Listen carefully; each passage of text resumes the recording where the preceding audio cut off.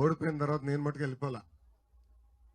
ఓడిపోయిన దగ్గరనే మళ్ళీ గెలవాలని నిలబడి ఆంధ్ర రాష్ట్రంలో ఎవరు చేయని విధంగా 29 సంక్షేమ అభివృద్ధి కార్యక్రమాలు మంగళగిరి ప్రజల కోసం నేను చేస్తాను జరిగింది. పాదయాత్రలో నన్ను చాలా మంది కలిశారు, అడిగారు మీరు ఓడిపోయారు, మీరు మాకేం చెప్తారు? ఓటమి గెలుపు సహజమే రాజకీయాల్లో, కానీ ఎక్కడ ఓడిపోయో అక్కడనే గెలవాలి. మంగళగిరి ప్రజలు నాలో కసి పెంచారని ఆనాడే చెప్తాం జరిగింది.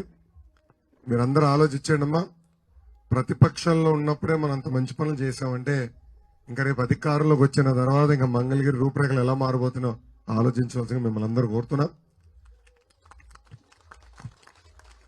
ప్రత్యేకంగా మన నియోజకవర్గానికి వచ్చే గల ఇంటి సమస్యలు ఉన్నాయి, మౌలిక సదుపాయాలు సరిగా లేవు, ఇంకో పక్కన యువతకు ఉద్యోగాలు ఉపాధి లేని పరిస్థితి చూస్తున్నాం.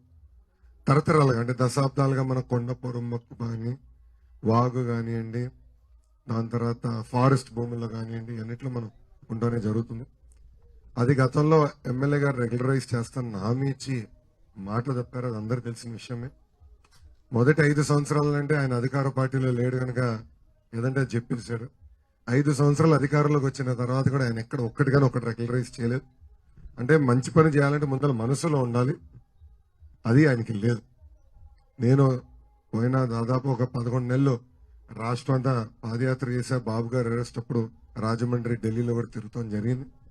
అయినా కూడా ఎప్పుడు నా మనసు మంగళగిరిలో నుండే ఏం జరుగుతుంది, అందరూ ఎలా ఉన్నారు, ఈ కష్ట సుఖాలు ఏంటి, అందరితో కూడా ఫోన్లో మాట్లాడటం జరిగింది.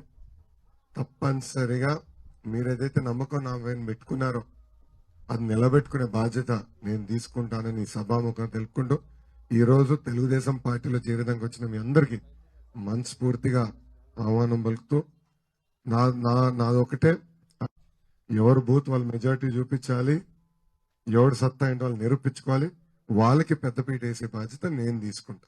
ఇది ఇక్కడనే కాదు, రాష్ట్ర వ్యాప్తంగా కూడా నేను అది చెప్తాను. జూనియర్లు సీనియర్లు నేను అందరినీ గౌరవిస్తా, పనిచేసే వాళ్ళకి ప్రోత్సహిస్తా, పదవులు ఇస్తా, అంతే కదన్నా. నేను నా బూత్ లో మెజారిటీ చూపించుకుంటే నేను నాయకుడిని, నేను నా సొంత బూత్ లో మెజారిటీ చూపించుకోకపోతే నేను నాయకుడు ఎట్ అవుతా. అందరం కష్టపడదాం, కలిసికట్టుగా ఆంధ్ర రాష్ట్రంలో తెలుగుదేశం జనసేన ప్రభుత్వం ఏర్పాటు చేసుకోవాల్సిన బాధ్యత మనందరి పైన ఉంది. మనం పడుతున్న కష్టాలు నాకని మీకే బాగా తెలుసు. ధరలు పెరిగిపోయినాయి, ఉద్యోగాలు ఉపాధి లేదు, రాజధాని పనులు ఆగిపోయినాయి, అస్తవ్యస్తంగా తయారైపోయింది రాష్ట్రం.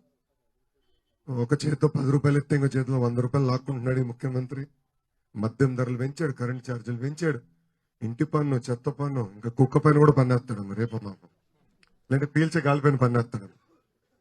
అరే ఈయన పన్నుల ముఖ్యమంత్రి, ఎక్కడ పన్ను ఎట్టేయాలనేది ఆలోచిస్తున్నా తప్ప ఇంకేమి లేదు. సో దయచేసి మీరందరూ గుర్తుపెట్టుకోవాల్సిందిగా మిమ్మల్ని అందరూ కోరుకుంటూ ఇప్పుడు ఈ కార్యక్రమం ముందలు తీసుకెళ్లవలసిందిగా మా అబ్జర్వర్ సత్యనారాయణ గారిని కోరుతాం. అందరికీ నమస్కారం.